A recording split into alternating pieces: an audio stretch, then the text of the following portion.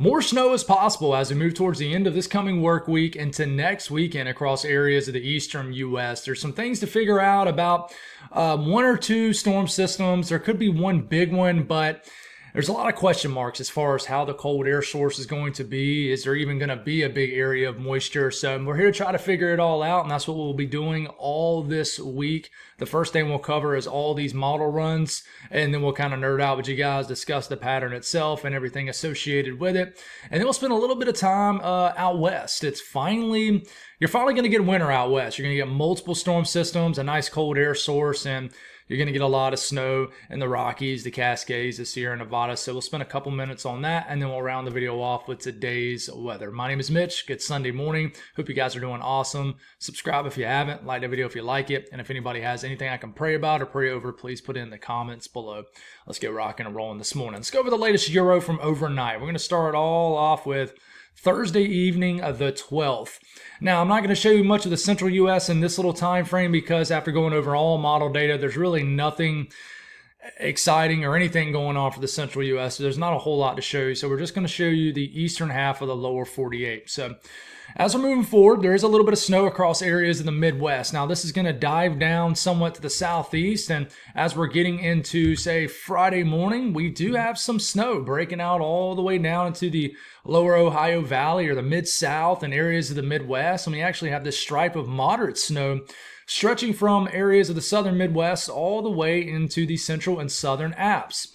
Now, as we start to move into like Friday midday, it's actually showing some rain snow mix action as far south as South Carolina, northern Georgia, and just showing just flat out snow across North Carolina, into areas of Tennessee, Kentucky, Virginia. So as we continue to move this forward, it tries to enhance a little bit closer to the coastline. This is Friday evening and showing a little bit of snow in the PD of South Carolina and a good chunk of North Carolina.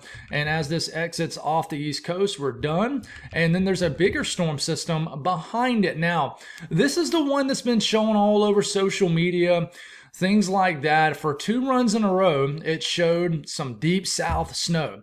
And then we woke up this morning and the overnight run kind of did away with it. It still has a storm system. You can see a little bit of snow trying to show up here across Georgia and southwest North Carolina, but it's weaker. The cold air source is just not as there, I would say. And we pretty much did away with it. Now, this is the run that was shown all over social media yesterday. This right here, which I mean, I don't get it, guys. I'm definitely not a stiffler when it comes to that kind of stuff. I'm not one of those guys like don't post anything. It's just one model run. Like I'm not like that. I don't really care either way. But it almost blows my mind how many well-known and respected meteorologists post this type of stuff, and then they'll provide context with it. I almost think it's worse when you provide context and details with this kind of stuff because it's just one or two crazy model runs, and then 99% of the time it goes away. So it's almost like if you're going to post it, just post it, make a joke about it, and then leave it alone. Because when you provide a lot of details and stuff like that, and I know that kind of contradicts what I do because I provide a lot of details, but I also mention, like, it's not a forecast a million times, and most other people do too, but hopefully you get what I'm saying there. But just be careful how you look at this type of stuff, because even when we provide context, you guys as the viewer that's reading the information, I think sometimes, not pointing fingers, but sometimes I think just the people who are reading into this weather information, they immediately lock in their head that that's the exact forecast. That's what's going to happen, and they proceed to tell everybody and their cousins, uncles, pet lizard that that's exactly what it's going to do for that day. And that's not the way you're supposed to do it. And I would agree. I'm reading your mind. Why even post it in the first place? But let's get back on track. That's 2 minutes of just blah, blah, blah there. But moving forward, there's not really a lot to show you after that. Now, I will show you the latest 06Z Euro kind of did away with that Friday event. It's still there. You got some energy diving in like this is Friday morning, but it is definitely not as there as far as moisture. You got some flurries flying around across the Mid-South, a little bit of snow moving into the western Carolinas, and it does show some flurries Friday across the Carolinas, but definitely not as juiced up as the run from overnight with Friday. Like, this is the run, this is the same system, this is the current Euro. There's still energy there, it's just not at the surface as much in the form of just a lot of moisture. So GFS, what does it show? And we'll start off with Thursday morning. There's that clipper diving in. What does it do? Well, it kind of just does away with it, but it blossoms more moisture out west, and we have some snow across the Midwest. And this tries to come back down, but it's a little bit later. And it all kind of combines with our system later next weekend. So this is getting into Saturday. This is getting into Saturday night, and we have a big low cutting across the eastern U.S. And there's enough cold air kind of trapped east of the mountains. We call this cold air damming. To bring a wintry mix, freezing rain as far south as the North Carolina mountains, and then just a solid wintry mix across the mid-Atlantic higher elevations. And we got a little bit of freezing rain on top of this, northern shield of precipitation to lower Michigan. But it's just not a favorable placement of a low pressure, but it is a big system. It's a big rainmaker for next weekend. And where you do have enough cold air, of course, it'll be winter weather. And you actually get a transfer of lows right here, and this becomes the dominant low, and therefore you kind of get rid of the warm air source generated by the cutting low. So you get a lot of snow up here next Sunday across the Northeast, and it's too warm across the I-95 corridor because of the weak cold air source and how close the low pressure is itself. So definitely a different scenario when you compare it to the Euro, right? Now, if you look at the Canadian, what does it show? Thursday morning, here it comes. And it's just a different look. It really gets just a stronger area of energy, low pressure going across the south. Kind of just, like I said, a totally different look. Friday morning, there's actually a lot of moisture to work with. And there's a pretty strong cold air press here. And we have some snow breaking out across areas of North Carolina into Virginia.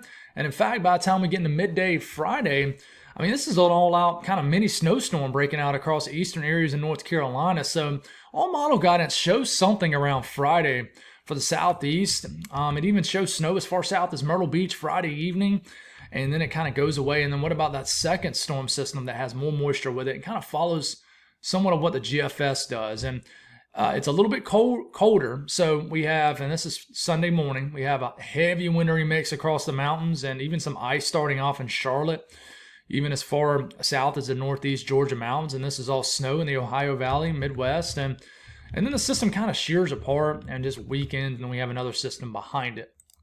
And now what about the Euro AI? And we're going to start this off with, this is Friday midday. First off, it doesn't really like the idea of anything going on across the Carolinas and Virginia with that Friday system. But it does show the second system, but it's just a big blob of moisture. Like 90% of it at first is just rain.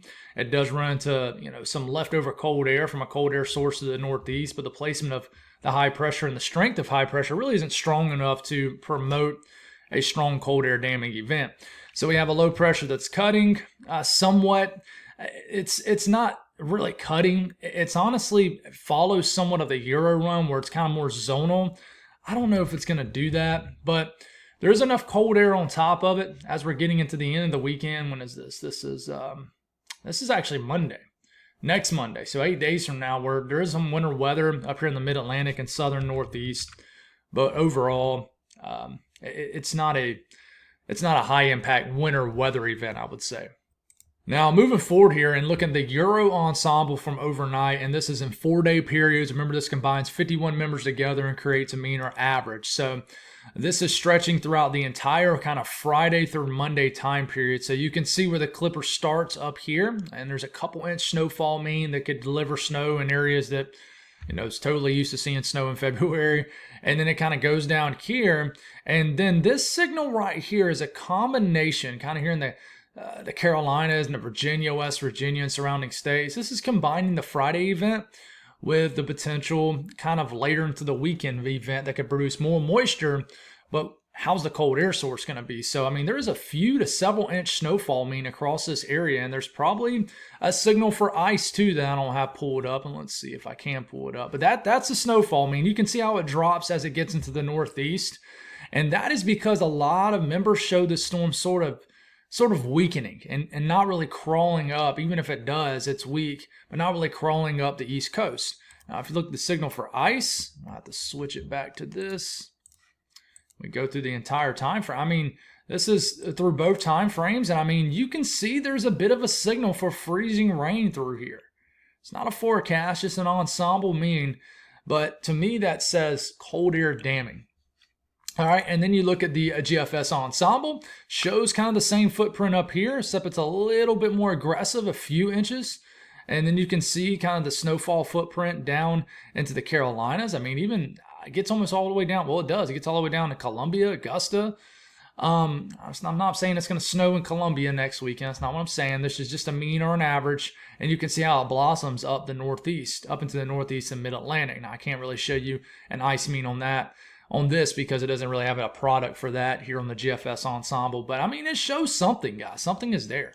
So if you look at the pattern, what's going on here is this blue area. This is a trough, lower heights. It's also a cold air source, but and this is starting off Friday morning. This is anchored pretty much too far east, and it complicates things. So it's kind of like you have a fleeting, moving away cold air source, and at the same time, this is kind of our big moisture source right here. Now you got the Friday event, but I'm not going to speak much on the Friday event, but that's going to probably dive into here and try to meet up with some cold air. But it's a clipper, it's kind of moisture starved, and I mean there's just not a lot of moisture with it, even though you have a better cold air source with the Friday event.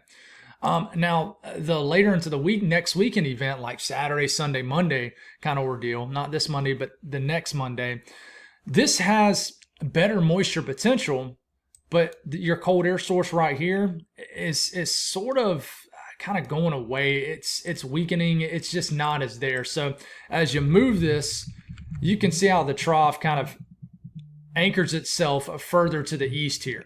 Now you can see how you have the extension of lower pressure right here. That's sort of your trailing wave signature. So you saw that blob initially, the blue blob, if you will, right here. You see how it's right here, and then it kind of disappears and it kind of reattaches to the lower heights, lower pressure right here. Well, that's the signal for your low pressure, and this is next Saturday night and the Sunday morning, so it makes sense, but your cold air source is kind of getting further off the East Coast. I mean, there's still a little bit of a cold air supply, and really the only thing that's keeping this from cutting initially is a ridge of high pressure on top of it, but we don't know the true extent, the strength of this high pressure, so it still might cut, kind of like what the GFS is showing more compared to what the Euro or something, or the Euro AI is showing. But that's in place, and that's kind of the second big storm system potential. Now, you have your cold air in place for Friday's event. This, you see the blues and the greens is anywhere from 5 to 15 degrees below average, and it hangs around with us into Saturday, and then as we're getting into the time frame of that second storm system, it's still colder than average across the eastern U.S., but we're starting to get into mid-February. You're going to need it to get, especially for the southeast, pretty cold compared to average. But if we can get moisture that kind of rides up through this area, there's the possibility for a little bit of winter weather further to the south. Now, what does further to the south mean? Maybe just favorable climo areas like the foothills of North Carolina, the mountains of North Carolina, and surrounding areas up into Virginia.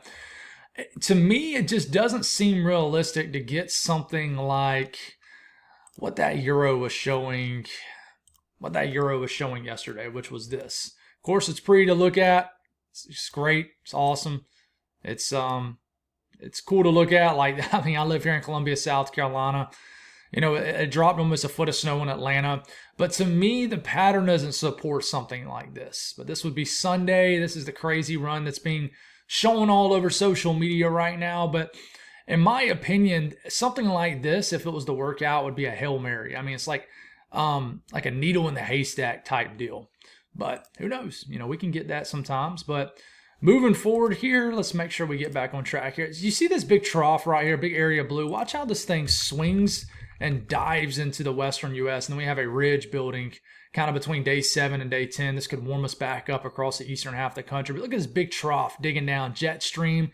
We're going to get a lot of stormy action out here along with a cold air source. Man, this is going to get ski country, snowboarding stuff, and just the resorts out here very happy, as it's just been lack of winter out here. So this is going to provide just kind of just an avenue of storm systems out here. I mean, where these things are going to dive in like this, go like that, like this, and with cold air kind of dropping down. you're definitely going to get an active period of winter weather. And here it is. This is starting off a week from today. Here comes big storm system number 1. Look at all the blue on your map. And then, I mean, you can't, it's hard to even see how they're separating themselves because it's just one storm system after the other. And this is getting 300 hours out, and it's just bang, bang, bang. Just, it's about to become nonstop out here. And this is the Euro ensemble between now and about the evening of February the 22nd. And you can see the snow is coming for the Cascades, the Sierra Nevada, the Rockies, all the Rockies, and it's on the way. I mean, I even think some of these lower elevated regions will start to see a little bit of snow, kind of the valley areas, Portland, up to Seattle. I think there'll be some opportunities for you guys too. You know, Salt Lake City has had pretty much void of snow this winter, and I think there's going to be an opportunity for you guys to get some big snowstorms. So it's definitely about to get active out here. I mean, it's been quiet. I think the East has kind of stole the show as far as winter, but it's about to get active out there. So as far as today's weather, we got a clipper knifing in. I do think North Carolina could get some snow showers, snow flurries. There could be flying around sometime throughout the day. Some moisture right here across Oklahoma, Texas. We got a system moving into the western U.S. That's current conditions. Alerts, not a whole lot going on, guys. Nothing really worth diving deep into. The southeast, I would just watch, looking at radar scope this morning, there was already some snow moving into southwest Virginia. And I do think, despite what model guidance shows, we're going to get some snow showers, snow flurries throughout areas of northern North Carolina today. So heads up with that. And then we get in this afternoon, this evening, everything fizzles apart. And then I want to watch something that's showing up. There's a little bit of moisture right here. And it's not really shown very well, but there's going to be just enough cold air tomorrow morning. I want to watch for some sleet pellets, maybe some snow flurries across the southeast tomorrow morning. Just want to watch something there. But the northeast, it's quiet. Still cold. Maybe not quite as cold as yesterday, but still a very, very cold day. But it's quiet as far as the weather. The south central U.S., nothing to speak on. Maybe some showers here and there. But it's quiet weather. And then the north central U.S., pretty quiet. Maybe some flurries out there. And then late tonight, another clipper's going to kind of dive in, and we'll kind of start our day across northeastern Minnesota, northern Wisconsin, the UP, Michigan, with a little bit of a wintry mix. Could be mainly snow, could get a little bit of freezing rain and sleet also, but you're definitely getting a warm push off this nudge of the ridge to your southwest. But the western U.S., we got moisture moving in. And this is just the beginning of a very active pattern that's about to get going out here. But temperatures still bitterly cold across the northeast. Maybe not quite as cold as yesterday, but you won't be able to tell much of a difference. It'll just still be extremely cold. Mid-Atlantic, very cold. Southeast, still a chilly day.